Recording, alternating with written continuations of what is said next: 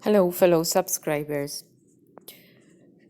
I wanted to make this short video just to illustrate that we are a step closer to the Great Tribulation. Why, you may ask? Well, so many things have been happening. In Matthew chapter 24, verse 7, we read, "For nation shall rise against nation, and kingdom against kingdom, and there shall be famines and pestilences, and earthquakes in diverse places." And we shall be talking about the famines that are going to ensue after these locust plagues of biblical proportions. You will say, why biblical? Because it is hitting very badly the continent of Africa, where they have already been, the citizens there have already been ravaged by droughts and floods and crop failure. And on top of all that, now we have the locusts to eat anything that is remaining. So I have an article for you issued by the UN that gives a very gloomy forecast about these locust swarms.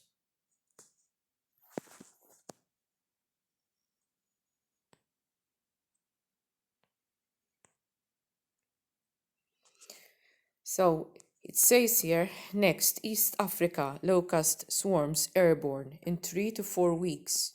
And that's the UN reporting and warning.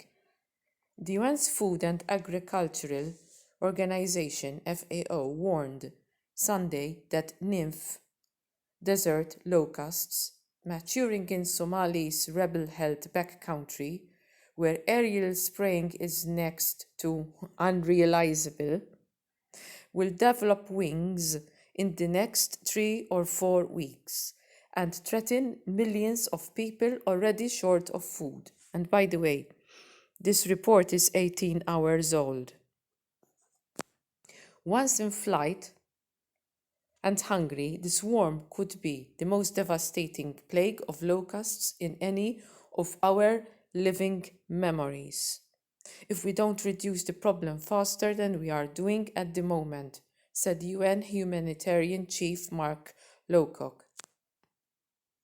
The locusts were now very hungry teenagers, but once mature, their progeny would hatch, generating about a 20-fold increase in numbers, warned Keith Chrisman, FAO locust forecasting officer.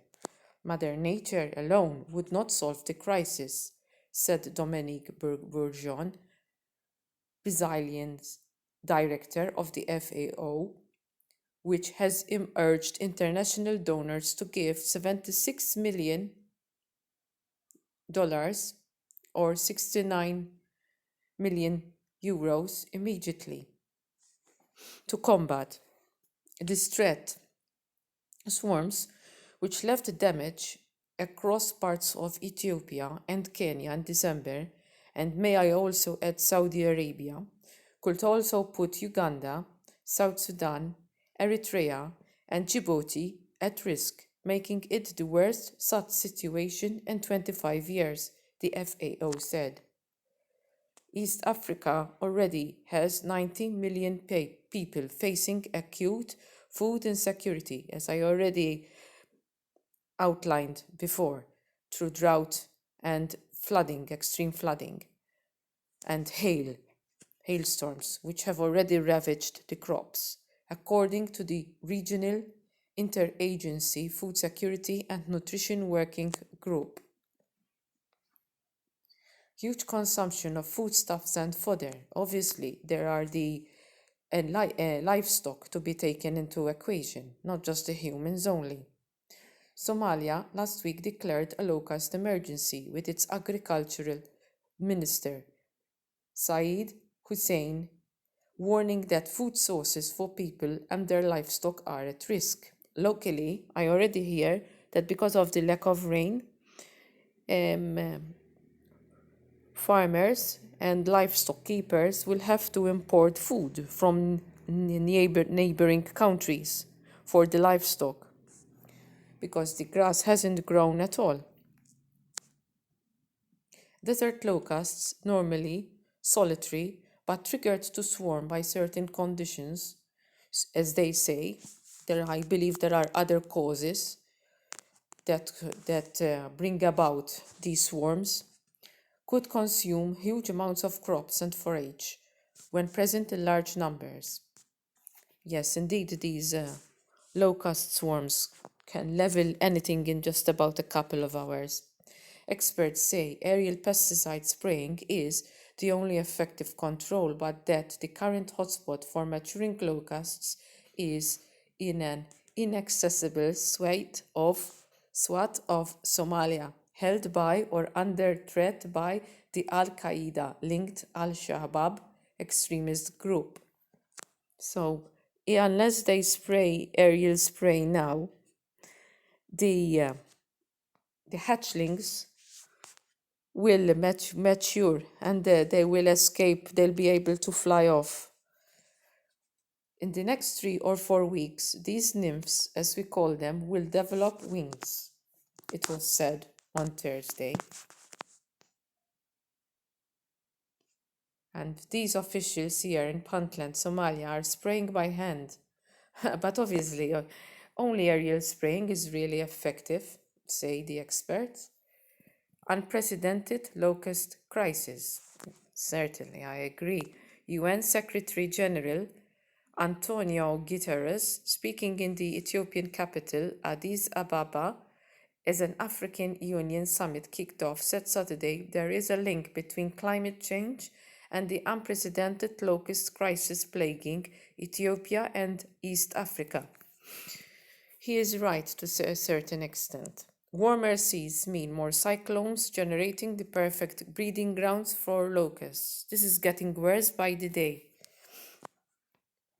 Climate experts point to a rain-bearing cyclone that reached Somalian waters in December. Its winds had carried locusts from the Arabian Peninsula, as I already said above. Last week, the FAO said swarms had also been sighted in Oman and Yemen. The locust density in East Africa was so high that even normal, drier weather would still fail to inhibit another breeding generation. You see, it makes your skin crawl, such photos, when you see, and they are truly capable of decimating crops. So replacement crop is unrealistic. A farmer in Kenya's eastern Kitui city told Reuters news agency last Monday that she was worried about crop destruction. Another growing season due to start in April would be too short for any meaningful production. And to put salt into the wound, as I said, there were other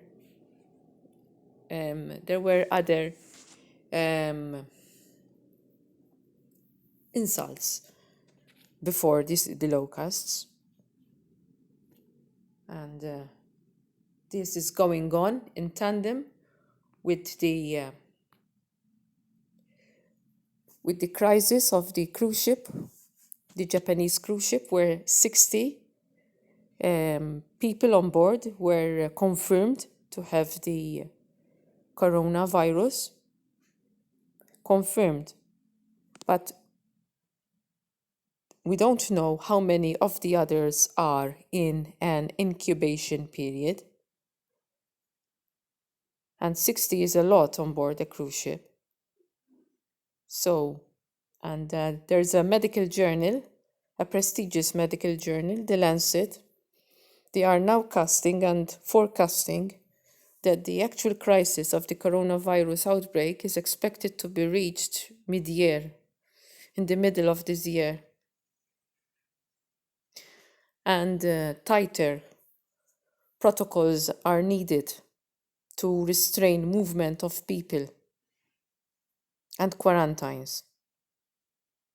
So, having said all this, we are getting closer to the Great Tribulation. I urge you to bring this information to those around you, not just because it's of news value, But it is certainly a sign, a big sign of the end times, that the tribulation is coming near.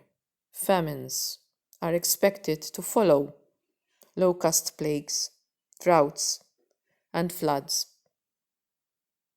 At present, people in China may be already experiencing famines. They were unable to leave their their houses to go shopping. A lot of businesses are closed. We have Africa. They're ravaged by all these conditions which we have discussed. It's a matter of time that our shelves will be empty at the food store, and it's a matter of time that we will see food prices hiking. As we speak now, food prices are already hiking from day to day. There's a gradual rise, but we're going to see a sharp rise this year. God bless you all.